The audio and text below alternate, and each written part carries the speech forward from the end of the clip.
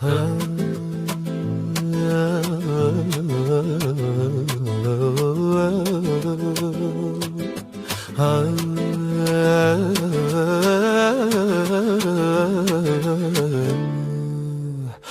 heç vaxt sifarişləri gecikdirmir. Hər müştəriyə öz dilində danışır. Əlində sənət, ürəyində işıq. Onun zəhməti güneş kimi parlayır.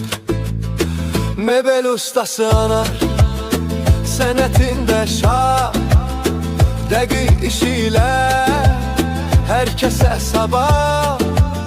Keyfiyyətli iş ürəklərə yol tapar. Müştərilər deyər, anar sənə hala. Anar her taxtaya sevgi qatır dəmir taxta. Her şeydə incə iş yatır. O gülər üzlə əməyilə evləri gözəlləşdirir. Hər bir detal ilə Allah zəhmətini yerə vuranın bəlasını versin. Anarın eliyle her iş güzel bitsin.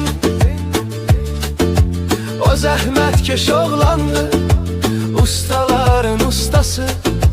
Her bir evin sevincidir onun yaradıcısı. Mebel ustası anar, sənətində şah. Dəqiq işilə herkese sabah. Keyfiyyətli iş ürəklərə yol tapar. Müştərilər deyər, anar sənə hala. Ha